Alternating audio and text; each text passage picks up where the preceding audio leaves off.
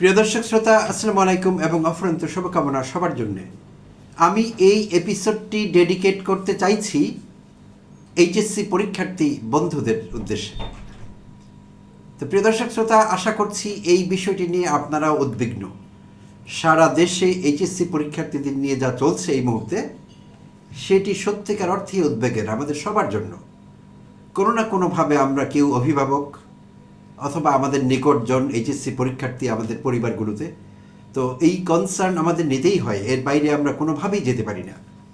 সুপ্রিয় দর্শক শ্রোতা, গতকালও আমি একটি এপিসোড করেছিলাম শিক্ষার্থীদের সঙ্গে সমবেদনা জ্ঞাপন করে, এবং আমাদের শিক্ষামন্ত্রী জনাব এহসানুল হক মিলনের পদত্যাগ দাবি করেছিলাম আমি সেই এপিসোডে। তো আজও আবার একটি এপিসোড করছি। তো এই বিষয়ে নতুন কিছু আপডেটস আছে, সেগুলো আপনাদের সঙ্গে এবং শিক্ষার্থীদের সঙ্গে শেয়ার করতে চাইছি। তো আমি মাঝে মধ্যে আমার কল্পিত কনভারসেশন হয়ে থাকে পিএম থেকে শুরু করে অনেকের সঙ্গেই, তাই আজও আমার এই পরবর্তী কথাবার্তাগুলো আমি আমার এইচএসসি পরীক্ষার্থী বন্ধুদেরকে উদ্দেশ্য করে বলবো, তাদেরকে অ্যাড্রেস করে কথা বলবো। আমার কথা বলতে তাদের সুবিধে হয়, কনসেন্ট্রেট করতে পারি ভালোভাবে। তো দেরি না করে শুরু করছি। প্রিয় এইচএসসি পরীক্ষার্থী শিক্ষার্থী বন্ধুরা, তোমাদের সঙ্গে আমার সরাসরি আলাপ নেই, তোমরা আমাকে চেনোও না। আমি একজন সামান্য শিক্ষক তো এবং একজন অভিভাবক, আর সে কারণে তোমাদের যে বিরাজমান সমস্যাটি তোমাদের এইচএসসি পরীক্ষা নিয়ে, তোমাদের জীবনের একটি টার্নিং পয়েন্ট এটি এইচএসসি পরীক্ষা, সেই পরীক্ষার ফলাফল এই সব কিছু ভবিষ্যৎ নির্ধারণ করে। এতটাই গুরুত্বপূর্ণ যে সেটি আমি যথেষ্ট ডিসক্রাইব করতে পারবো না, তোমরাও বোঝো। তো এমন একটি গুরুত্বপূর্ণ মুহূর্তে তোমরা যে অনাকাঙ্ক্ষিত পরিস্থিতির সম্মুখীন হয়েছ, সেই জন্য আমি গতকালও তোমাদের প্রতি সমবেতী হয়ে আমি একটি এপিসোড করেছিলাম আমার এই ছোট্ট চ্যানেল থেকে, তোমাদের সঙ্গে সমবেতী হয়ে সহানুভূতি জানিয়ে একাত্মতা ঘোষণা করে, এবং আমি শিক্ষামন্ত্রী জনাব এহসানুল হক মিলনের পদত্যাগ দাবি করেছিলাম গতকাল। তো গতকাল থেকে আজ পর্যন্ত তোমরা গতকাল বলতে গেলে সারাদিন ঢাকায় তো বটেই, ঢাকার বাইরেও বেশ কিছু জেলায় বিভাগীয় শহরে প্রতিবাদ সমাবেশ করেছো, মিছিল করেছো, শিক্ষামন্ত্রীর পদত্যাগ দাবি করেছো। তোমাদের প্রতি যে অনিয়ম হয়েছে সোমবার 13ই জুলাই বৈরী আবহাওয়ার সময়, যেখানে সব কিছু ভেসে যাচ্ছিল অনেক জায়গায়, সেই পরিস্থিতিতে তোমাদের সাঁতার কেটে জীবনের ঝুঁকি নিয়ে অনেককে পরীক্ষা হলে যেতে হয়েছে। আর কি ভোগান্তি হয়েছে সেই সব আমি আর এখন বলতে চাই না, পুরো দেশের মানুষ দেখেছেন। তো এই পরিস্থিতিতে শিক্ষামন্ত্রীর কিছু ভুল সিদ্ধান্ত কিংবা শিক্ষা মন্ত্রণালয়ের তোমাদের জীবন দুর্বিষহ করে তুলেছিল এবং তোমাদের ভয়াবহ অনিশ্চয়তার মুখে ঠেলে দিয়েছিল। সেই জন্য প্রতিবাদী হয়ে শিক্ষামন্ত্রীর পদত্যাগ দাবি করেছিলাম, আর তোমরাও সারাদিন গতকাল সেইটি করেছিলে। এবং গতকাল রাত 10টার দিকে বোধহয় তোমরা কর্মসূচি ঘোষণা করেছিলে যে আজ তোমরা লং মার্চ টু শিক্ষা মন্ত্রণালয় করবে ঢাকায়। তো এবং তোমরা করছো, দুপুর থেকে সেগুলো চলছে। বিকেল 4টা নাগাদ তোমরা শিক্ষা ভবনের সামনে একত্রিত হয়েছিলে সবাই, কিন্তু সেখানে তোমরা পুলিশি ব্যারিকেডের মুখে পড়েছিলে। আমি সব আপডেটস জানি কি করেছো তোমরা। সেই 1টা থেকে শুরু হয়েছে তোমাদের কর্মসূচি। তোমরা সায়েন্স ল্যাবরেটরি হয়ে ঢাকা বিশ্ববিদ্যালয় হয়ে সচিবালয়ের দিকে রওনা হয়েছিলে। পরে শিক্ষা ভবনের সামনে তোমরা আটকে পড়ো পুলিশি ব্যারিকেডে। তোমাদের উদ্দেশ্য ছিল সচিবালয় পর্যন্ত যাওয়া এবং সেখানে তোমাদের লং মার্চ পালন করা। তো যাই হোক, এই পর্যন্ত আপডেটস আমি জানি। তো যা হয়েছে তাতে করে, যেমন আজ 1টার দিকে তোমরা শুরু করেছিলে সায়েন্স ল্যাবরেটরি থেকে, তো সেখানে জনভোগান্তি হয়েছে কিছু। আমি আজই একটি জাতীয় দৈনিকে পড়ছিলাম, একটু আগে রিপোর্টগুলো পড়ছিলাম। তো সেই রিপোর্টে কিছু মানুষ কমেন্ট করেছেন, তো সেই কমেন্টগুলো বেশ গুরুত্বপূর্ণ। তাদের ভোগান্তি কীরকম হয়েছে সেটি তারা জানিয়েছেন। যেমন গতকাল একটি পরিবার বাংলাদেশের, তারা তাদের আত্মীয়দের দেখতে যাবেন, আত্মীয় মারা গেছেন কোনো একটি পরিবারে। তারা ঢাকা থেকে রওনা হয়েছিলেন, ঢাকার বাইরে কোনো জায়গায় যাবেন। তারা একটি বেসরকারি এয়ারলাইন্সের টিকিটও কেটেছিলেন, একটি পরিবারের 7 জন মানুষ। তারা তোমাদের এই আন্দোলনের কারণে, প্রতিবাদ সমাবেশের কারণে রাস্তা বন্ধ ছিল, তাই তারা যেতে পারেননি। তাদের সেই নিকটাত্মীয়র সঙ্গে শেষ দেখাটি তাদের হয়নি, তারা ফ্লাইট ধরতে পারেননি, ফ্লাইট মিস করেছেন। আজও কেউ কেউ জানালেন তারা যথেষ্ট ভোগান্তিতে পড়েছেন, কারণ রাস্তা অনেক জায়গায় বন্ধ থেকেছে। যেমন উত্তরায় বিএনএস সেন্টার এলাকায়ও কিন্তু তোমাদের বন্ধুরা সেখানে প্রতিবাদ সমাবেশ করেছিল, তাই রাস্তা বন্ধ হয়ে গিয়েছিল। তো তাতে করে কিছু জনভোগান্তি তৈরি হয়েছে। আর এটি অবশ্য তোমাদের দোষ না, কারণ তোমরা তো তোমাদের ন্যায্য দাবি আদায় করবার জন্য রাস্তায় সরব থাকবেই, আর অনেকেই থাকেন, বড়রাও থাকেন। আর রাজনৈতিক দলগুলো তো বছরের পর বছর রাস্তা বন্ধ করে জনভোগান্তি তৈরি করে, বাট ভোগান্তি তো ভোগান্তি, সেটি ন্যায্য কারণেই হোক আর যে কারণেই হোক।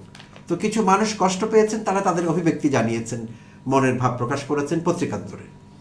তো সেইটি যদি বাদ দিই, তো গতকাল তোমরা যখন ফিরে গেলে কর্মসূচি ঘোষণা করে, এর মধ্যে গতকালই কিন্তু জাতীয় সংসদে আমাদের শিক্ষামন্ত্রী জনাব মিলন দুঃখ প্রকাশ করেছেন তোমাদের কাছে। তার ভুল সিদ্ধান্তের কারণে কিংবা সঠিক সময়ে সিদ্ধান্ত গ্রহণে ব্যর্থতার কারণে তিনি দুঃখ প্রকাশ করেছিলেন তোমাদের কাছে, এইচএসসি পরীক্ষার্থী বন্ধুদের কাছে, সংসদে কিন্তু গতকাল ঘটেছিল বিষয়টি। এবং তিনি তোমাদের আশ্বাসও দিয়েছিলেন যে তিনি যারা যারা পরীক্ষা দিতে পারেনি সোমবার দিন, তারা আবার চট্টগ্রাম বোর্ডের যে পরীক্ষাগুলো বাতিল হয়েছে সোমবারের বা 16 তারিখ পর্যন্ত সব পরীক্ষাই বাতিল হয়েছে, তো নির্দিষ্ট সময়ে শিক্ষা বোর্ডগুলোর ঘোষিত সময়সূচি অনুযায়ী সেই পরীক্ষাগুলো তো আবার হবে। তো শিক্ষামন্ত্রী গতকালই রাতে বলেছিলেন যে যারা যারা পরীক্ষা দিতে পারোনি তোমরা আবার এই পরীক্ষাটি চিটাগং বোর্ডের ঘোষিত সময়সূচির সঙ্গে মিল রেখে সবাই দিতে পারবে, যাতে তোমরা কেউ বঞ্চিত না হও। আর আরও কিছু বিষয়, তোমাদের দুঃখ কষ্ট, তোমাদের এই প্রতিবাদ সমাবেশে যেই কষ্টগুলো ছিল, এর মধ্যে আরেকটি ছিল পদার্থবিজ্ঞান পেপার 1-এ 6 এবং 7 নম্বর সৃজনশীলের, সেখানে প্রশ্ন বিভ্রাট তৈরি হয়েছিল, ভুল ছিল প্রশ্নে, তোমরা যথেষ্ট ঝামেলায় পড়েছো, মানসিক কষ্ট হয়েছে তোমাদের।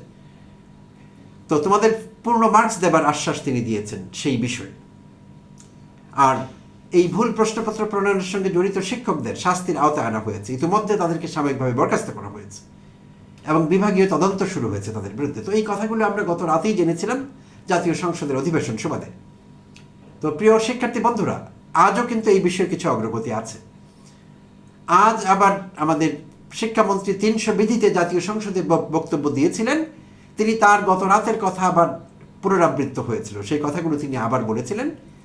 তোমাদের প্রতি দেয়া আশ্বাস তিনি আবার পুনর্ব্যক্ত করেছিলেন যে যা যা তোমাদের ক্ষতি হয়েছে সেই সব পুষিয়ে দেওয়া হবে, তোমরা যারা যারা পরীক্ষা দিতে চাও আবার পরীক্ষা দিতে পারবে।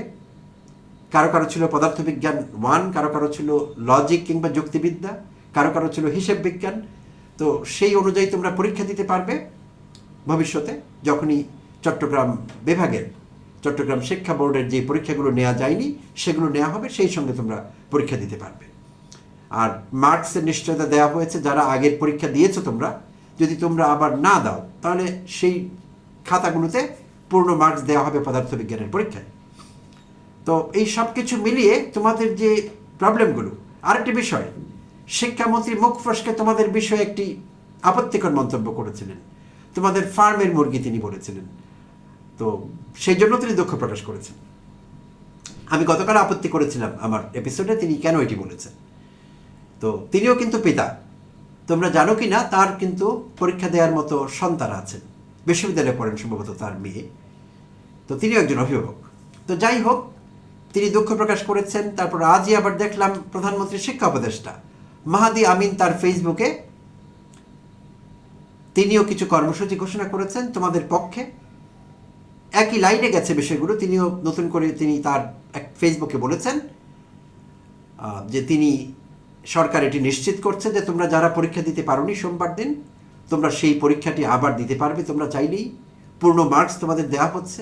মাহাদি আমিন তার ফেসবুকে বলেছেন একটি পোস্টে, যা যা জনাব মিলন সাহেব তোমাদের বলেছেন, আশ্বাস দিয়েছেন, তিনি সেগুলো আবার পুনর্ব্যক্ত করেছেন। এর বাইরেও আমরা যা জানলাম, সব স্টেক হোল্ডার বলতে এখানে যারা যারা যুক্ত এই তোমাদের পরীক্ষা সংক্রান্ত বিষয়ের সঙ্গে, এর মধ্যে উপর থেকে ধরলে বিভাগীয় কমিশনাররা আছেন বিভাগীয় পর্যায়ে, জেলা পর্যায়ে জেলা প্রশাসকরা আছেন, উপজেলা পর্যায়ে উপজেলা নির্বাহী কর্মকর্তারা আছেন, পুলিশের কর্মকর্তাদের মধ্যে জেলা পর্যায়ে এসপি সাহেবরা আছেন। তো এই সবাইকে নিয়ে এবং সবাইকে নোটিফাই করা হয়েছে যে আগামী পরীক্ষাগুলোতে কখনো যদি এরকম প্রাকৃতিক দুর্যোগ হয়, অতিবৃষ্টি, ভূমিধস, এরকম কোনো পরিস্থিতি তৈরি হয়, তাহলে স্থানীয়ভাবে কর্মকর্তারা চাইলে সেই কেন্দ্রগুলোতে পরীক্ষা বন্ধ রাখতে পারবেন, সাময়িকভাবে সময়সূচি পরিবর্তন করতে পারবেন, তোমাদের যাতায়াতের বিকল্প ব্যবস্থা করতে পারবেন, এমনকি তারা তোমাদের কেন্দ্রও বদলে দিতে পারবেন তাৎক্ষণিকভাবে, বা সেটি করবেন তারা। তো এই সুযোগ সুবিধাগুলো ঘোষণা করা হয়েছে, নিশ্চয়তা দেওয়া হয়েছে আগামী পরীক্ষাগুলো যাতে স্মুথলি হয় সব বিষয়। তো তাই অনেকেরই ধারণা, আর যেহেতু তোমাদের বলছিলাম মানুষের ভোগান্তি হচ্ছে, তোমাদের কারণটি অত্যন্ত ন্যায্য, তোমরা যেভাবে রাস্তায় আছো প্রতিবাদ সমাবেশ করছো, বাট গাড়ি যখন বন্ধ হয়ে যাচ্ছে জনসাধারণের যখন ভোগান্তি হচ্ছে এবং জনসাধারণ যখন দেখছেন যে শিক্ষামন্ত্রী সংসদে সরি বলেছেন, অ্যাপোলোজাইজ করেছেন তোমাদের কাছে এবং তোমাদের জন্য ভালো কিছু কর্মসূচি ঘোষণা করেছেন, তো তখন সাধারণ মানুষ কিন্তু তোমাদেরকে আর এই বিষয়ে সমর্থন দেবে না, মনস্তাত্ত্বিক সমর্থনটা তোমরা পাবে না। কারণ যখন তিনি সরি বলেছেন তোমাদের তাকে ক্ষমা করে দিতে হবে। আর তোমরা জানো to err is human, to forgive divine. তো ক্ষমা করা মহত্তর এবং সেইটি স্বর্গীয় একটি ব্যাপার। সো তোমাদের কাছে আমিও একজন শিক্ষক এবং অভিভাবক হিসেবে অনুরোধ করব, তোমরা শিক্ষামন্ত্রীর অ্যাপোলজিটি দয়া করে গ্রহণ করো এবং তোমাদের যে আন্দোলন সংগ্রাম আছে তার পদত্যাগের দাবিতে তোমরা যে অনড় রয়েছ সে অবস্থান থেকে তোমরা ফিরে আসো। এটি তোমাদের জন্য ভালো হবে, সবার জন্য ভালো হবে। আর ইতিমধ্যে তোমাদের এই ন্যায্য প্রতিবাদে কিছু বাইরের লোক ঢুকে পড়েছে বলে মনে হচ্ছে অনেকের কাছে, এমন কিছু আমি ভিডিও ক্লিপও দেখলাম। তো তোমরা জানো প্রিয় শিক্ষার্থী বন্ধুরা, এখানে ফেসিবাদী শক্তিকে 15 বছর পরে আমাদের তাড়াতে হয়েছে নানাভাবে। তোমরাও আন্দোলনে শরিক ছিলে, জুলাই যোদ্ধা ছিলে তোমাদের অনেকেই। তো কিভাবে আমরা সেই ফেসিবাদী শক্তিকে, শেখ হাসিনাকে এবং আওয়ামী লীগকে তাড়িয়েছিলাম সেটি তোমরাও জানো, আমরাও জানি। তোমাদের অভিভাবকরা অনেক কষ্ট করেছেন, তোমরা করেছো। তোমরা ছোট মানুষ ছিলে তখন 2 বছর আগে, তারপরে তোমরা করেছো। তো আমরা কোনো কারণে সেই ফেসিবাদী শক্তি আবার মাথা চাড়া দিয়ে উঠুক, তারা আবার শক্তিশালী হয়ে উঠুক, কোনো একটি বিষয়কে পুঁজি করে, কোনো একটি বিষয়ের ফাঁক গলিয়ে তারা আবার কোনো রকমের অশান্তি সৃষ্টি করতে পারুক, সেইটি আমরা কোনোভাবেই চাই না, তোমরাও চাও না। তাই কেউ কেউ ইনফিল্ট্রেট করবার চেষ্টা করেছে এবং এখনও করবে, সেই সুযোগ আমরা তাদেরকে দিতে পারি না। তাই তোমাদেরকে অনুরোধ করব, তোমরা তোমাদের আন্দোলন সংগ্রাম র্যাপ আপ করে ফেলো, এটা এখানেই শেষ হয়ে যাক। কারণ শিক্ষামন্ত্রী অ্যাপোলোজাইজ করেছেন, তোমরা দয়া করে, আমি আবার বলছি, তোমরা তার অ্যাপোলজিটি গ্রহণ করো। আপাতত বিষয়টি এখানেই সুরাহা হয়ে যাক।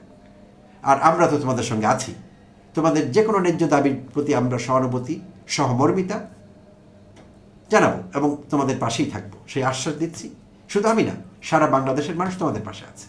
তো প্রিয় শিক্ষার্থীরা, অনেক অনেক ধন্যবাদ জানবে, তোমাদের উজ্জ্বল ভবিষ্যৎ এবং সুস্বাস্থ্য কামনা করছি, এবং বাকি যে পরীক্ষাগুলো আছে তোমরা সুন্দরভাবে দাও, ভালো ফলাফল করো, সেই কামনা করি। আর আশা করছি তোমরা তোমাদের এই আন্দোলন আপাতত অন্তত বন্ধ করবে। ভালো থেকো সবাই, অনেক অনেক ভালো থেকো। প্রিয় দর্শক শ্রোতা, আপনারাও ভালো থাকবেন এবং সঙ্গে থাকবার জন্যে অনেক অনেক ধন্যবাদ জানাবেন।